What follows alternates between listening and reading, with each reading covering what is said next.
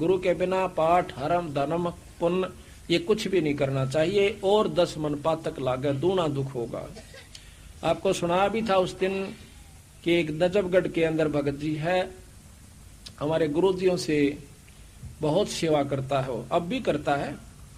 नजफगढ़ के अंदर सेठी नाम है सुरेंद्र दिसौर खेड़ी का, कमरा बनवा रखा छुटानी दाम में पहले से ही, और वहां पर खूब डट कर सेवा करे, घी का पीपे एक दो हर मेले पर देता है।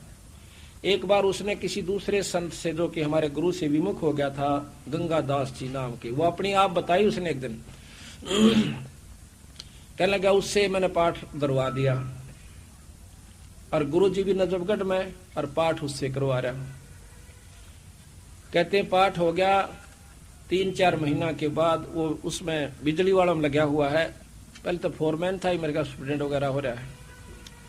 तो कहता है एक मोटर ले आए थे नई, और वो मोटर में कोई डिफेक्ट हो गया। मेरे पास एक आया वहाँ का नौकर, वो कहने लगा जी वो मोटर नहीं चल रही जो ताजी लाए थे। ने बोला मैंने खोल कर देखने लग गया, उसका इतना चौड़ा दायरे में प्लेट सी लगी थी, वह खोली, खोल दे एकदम डूंडा पाटा, तेल फूटा हुआ था टैंक उसकी कोई पाइप, पहले तो तेल लग गया और गेल आँच आली, सारे बाड़ा में कपड़ा में कोट ने बकड़ बकड़ बड़ा मैं बाज लिया।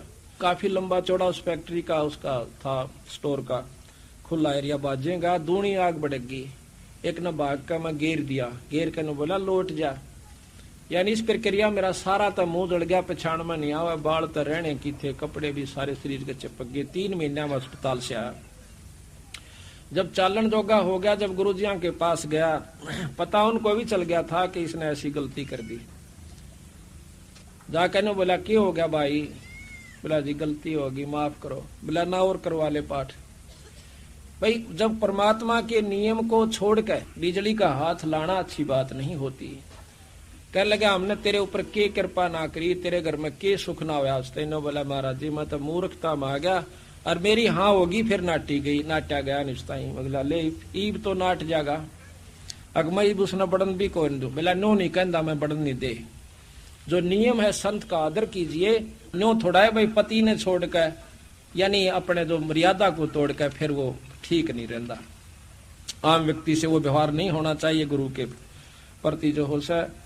तो फिर न बोला जाओ साय हो जाएगा। इब उसका कोई निशान भी नहीं बता सकता कि कितना कदे जड़या था वो, और नहीं तो इसी हालत होगी कौन कह दे कि ये ठीक भी हो जाएगा, यानी 6 महीने और लगने। बोला 15 दिन के अंदर मेरा निशान नहीं रहे कितने भी। आज उसका शरीर देखियो, कोई नो कह दे भाई उसका आंच भी नहीं लगी होगी कभी। तो इस प्रकार भाई सावधान रहने से ही लाभ में लगा। न्यू तो मनमुखी था फिर दिन ऐसा कर देते। ये भी मन चाव है कि गुरु तो रोज नो कहे भाई सत्संग में आया करो।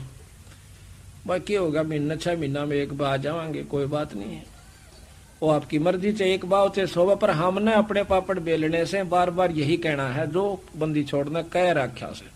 ईब तो हम चले जावांगे मनमुखी होकर, कल गधे और गधी बन कैब कुमार कर ठा जाएंगे, फिर मनमुखी होना। मन तो फिर भी चाहोगा लकड़ के बोरे तलत बाजू, फिर 2 तो मोगरे ठोका कड़ में और दूना बार दरेगा, फिर जाना कहाँ जाएंगे हम। तो हमने तो यो दुख याद आया, और गुरु के प्रति जो हमारा विचार व्यवहार रहा शायद ही आपका हो पावे। और उसका परिणाम ये हुआ कि हमारे को चंद दिनों में वह चीज दे दी जो कि उन्होंने उनके साथ को 20-20 साल रह कर चले गए, उनको नहीं दी। तो इसी प्रकार जो मर्यादा है, जो नियम है गुरु के प्रति परमात्मा के पाने के, वह सारे निभाने पड़ेंगे जब जाकर बात बना करें। तो यहाँ कहा है गुरु बिन होम यज्ञ जो साधे, औरो मन 10 पातक लादे। सतगुर मिले तो अगम बतावे, जम की आंच ताही नहीं आवे, काल की आंच नहीं आवे। गुरु की निंदा सुने जो काना, भाई ताको निश्चय नरक निदाना। गुरु की निंदा अगर कोई कान से भी सुन रहा है किसी निंदक के पास बैठकर, कहते हैं उसको निश्चय नरक निदाना, उसको नरक अवश्य होगा। कहते 10वां अंश गुरु को दीजिए, बस जीवन जन्म सफल कर लीजिए। अपनी कमाई का 10वां हिस्सा गुरु को दीजिए। प्रथम गुरु पिछाड़ दे, गुरु कहाँ लगाता है, किस ढंग से प्रयोग करता है, कहीं खराब तो नहीं करता। तो जब उसको 10वां वंश गुरु को दीजिए। गुरुमुख प्राणी कोई ना दीजिए, हृदय नाम सदा रस पीजिए। अपने मुख निंदा जो करही, और सुकर सवान जन्म सो धरही। निगरा करे मुक्ति की आशा, कैसे पावे मुक्ति निवासा। तो इस प्रकार महाराज कहते हैं कि गुरुमुख नाम देव रे दासा, गुरु महिमा उन्हों प्रकाशा। जितने भी गुरु बिन पशु मनुष्य जो पावे, और फिर गर्भवास में आवे। गुरु विमुख जो सोई दुख पावे, जन्म जन्म सोई डहकावे। गुरु से जो करे गुरु सेवा जो चतुर सियाना, गुरु पटतर कोई और नहीं आना, कि गुरु के समान और कोई नहीं है। गुरु तजय भजय जो आना, यानी गुरु को छोड़कर किसी और की शरण में जाकर, यानी और ढंग की अपनी साधना, जिसा भी कहे ना भाई बस यहाँ माथा टेक जावे, एक जो चढ़ा जावे, बस नफराम हो जाओगे। कहते हैं गुरु को तजय भजय सो आना, ता पशुआ को फोकट ज्ञाना। उसका कोई ज्ञान क्यों नहीं है जो कि अपनी मर्यादा न छोड़ के एक आम आदमी कह दे उसकी मान ले वह, फिर तो वो इब्न झंडे लागे पांदे उसकी, अगर उसकी बात सत्य है तो, यानी उसकी तो बात आप सत्य मान लेते हो, जो एक निकम्मा फेट जाए। क्यों? वो क्या बताता है, वो इसी बात बतावेगा कि ना तो मुक्ति हुआ ना कोई लाभ मिला, वह खुश होकर करेंगे।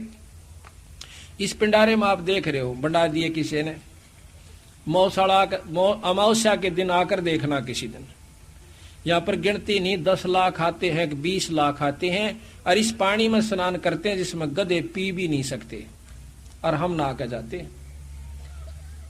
इन भोली भाली आत्माओं को ये अच्छा लगा कि महीने में एक दिन तो जाना, 6 महीना में मारा हुआ गोता। ये बात नहीं है। बच्चा स्कूल में जावे, समर्यादा निभावे, और फिर मुक्त अपनी भक्ति पढ़ाई कर पावे। इसी प्रकार आपने करना होगा, कर लो, चाहे किसी जन्म में, इस जन्म में कीजिए, चाहे फेर कीजिए, छूटेगा पीछा। इसी प्रकार पर समझदार वही है जो कि इब मौका है। कहते हैं इब का दा मत चूक मेरी प्यारी, आत्मा को कहे कि यो दास है, इब का मत ना चूक, यू फेर नहीं मिलेगा।